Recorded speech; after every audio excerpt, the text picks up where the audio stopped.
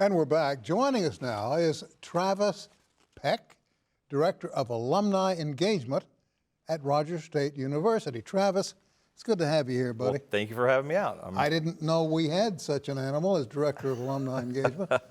Yeah, that's what some people call me, that actually, an How long animal. have you been here? So this would be 3 years now. I started 1 week before the pandemic took off. So Everybody pivots on the pandemic. That's right. It's just a good point of reference. It was one of those, they hired me to get everybody together in large groups, and then 1 week later they said, don't do that. Nobody can do. Forget what we said. Forget that. We're going to change that. Do something. Here's the way different. we're going to do it. Everybody gets a radio. That's right. A lot of Zoom meetings were happening back then. I have a list of things here I want to talk with you about.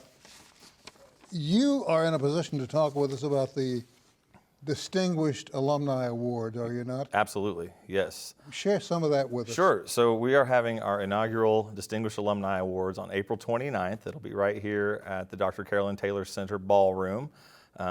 Tickets and tables are still available for that. We are going to really highlight the history of the Hill after the OMA was here. So OMA does such a great job taking care of their alumni, and they've had events going on now for 50 plus years, and now we're trying to work toward getting those folks highlighted that have been here since, let's say, 1972, when it was Claremore Junior College. So this awards is going to be 3 parts. We've got a Rising Star Award, which is somebody that's graduated in the last 5 years. And then we have a Distinguished Hillcat Award, which means they were here after 2001. When we switched over to a 4-year university.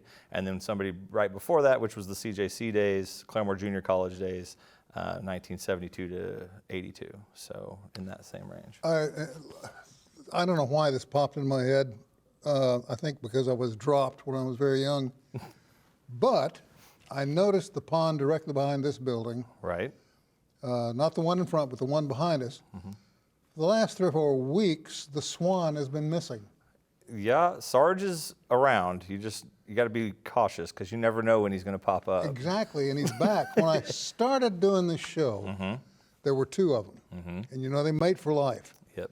And I thought, well, somebody ate the other one. That was the rumor. I don't know the true story of that. So I was actually here in school in 2008. I finished up my degree here in 2008, and I believe at that time there might have been just one actually as well. So I'm not really sure the history of Sarge before that. But, I remember distinctly. Yeah, there definitely were 2 Yeah. at some point.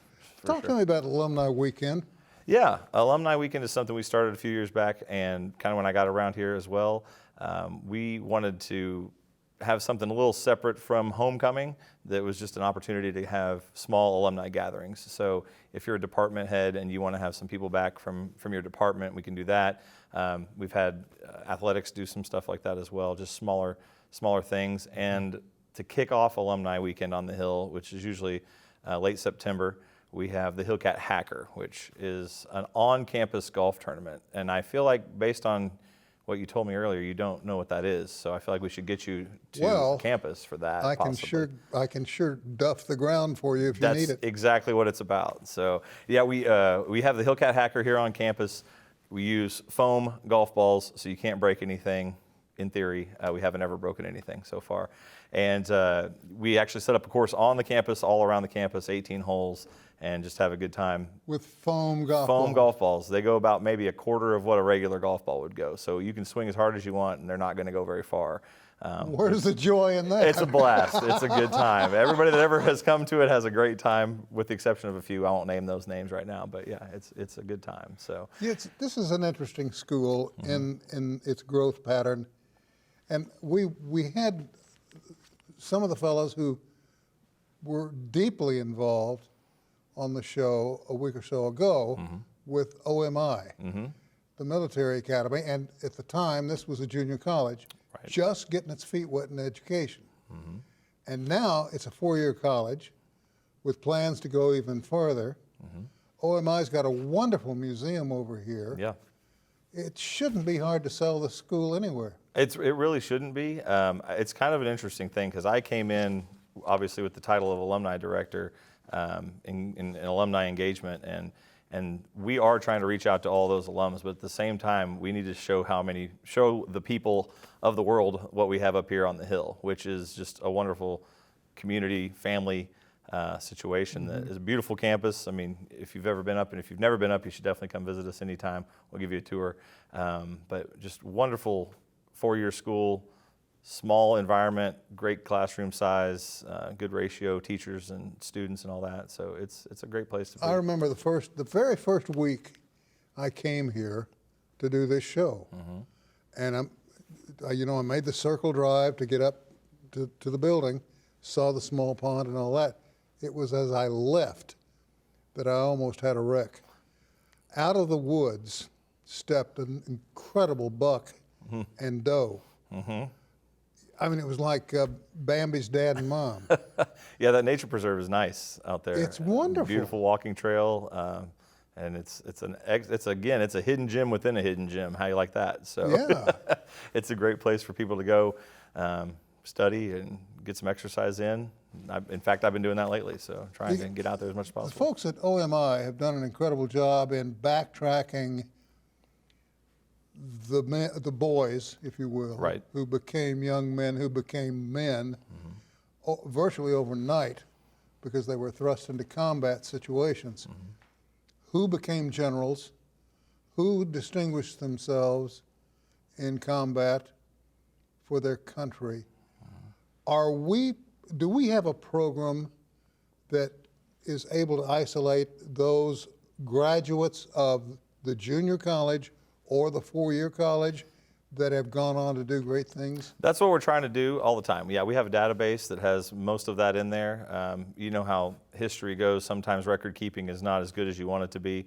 So we're trying to keep that as up to date as possible.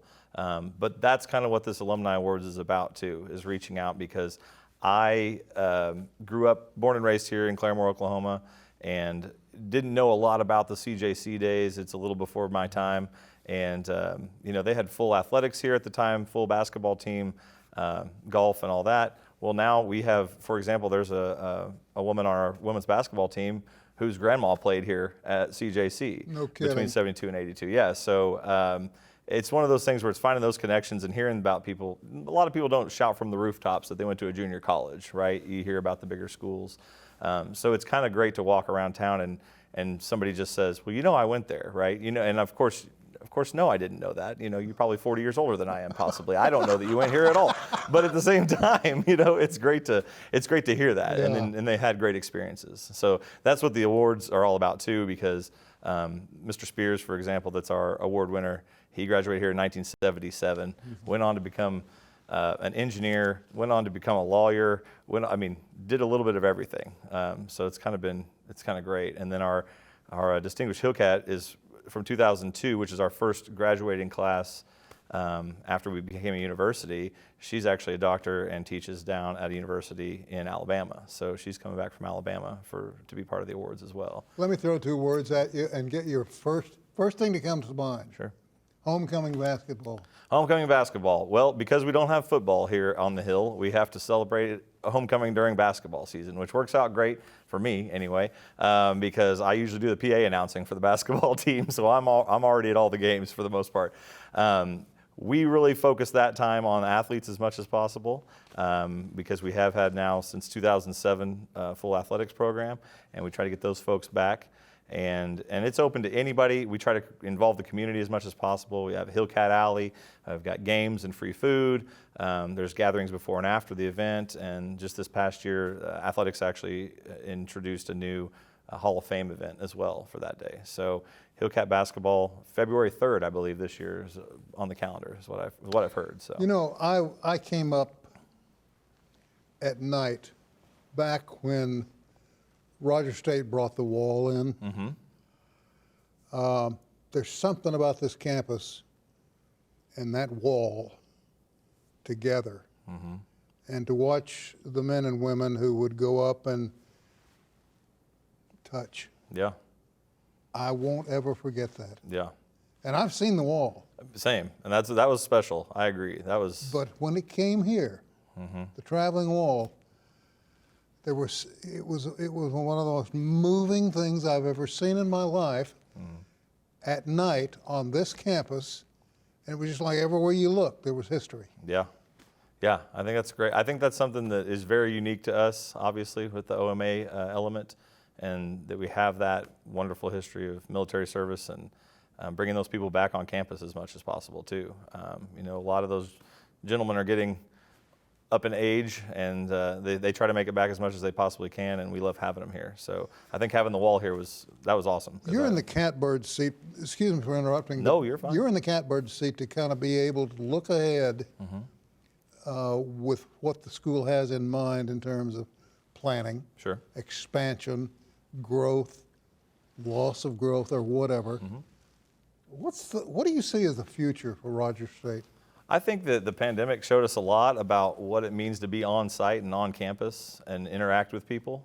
I think that Rogers State's doing a really good job right now of introducing new programs that are important to what Oklahoma needs. So we've not only, you know, now introduced engineering coming out really soon, but we also have had an opportunity to offer more things on site. So I think that's what, and I hate to call them kids, I know you're supposed to call them because they're adults and students, but I think that's what these people coming out of high school want, is some interaction, because you are now in this digital world of on your phone and online all the time. So. Yeah, and they're so far ahead of us. Oh, absolutely. Yeah, I feel behind daily. Yeah, really, So- boy, tell me about it. You know, Yeah. I get so many spam calls. I'm considering they're friends of mine. Sure. You Yeah. know? Yeah. I hope not, but you know what I mean. Yeah, absolutely. No. And I think that RSU's done a good job also, like I said, offering, you know, master's programs and that type of thing as well, Well, to they've grow got and expand. they've got a toehold in the nursing Oh, yeah. side of it. Yeah. Our nursing program's excellent. I think it's like a 99% placement rate.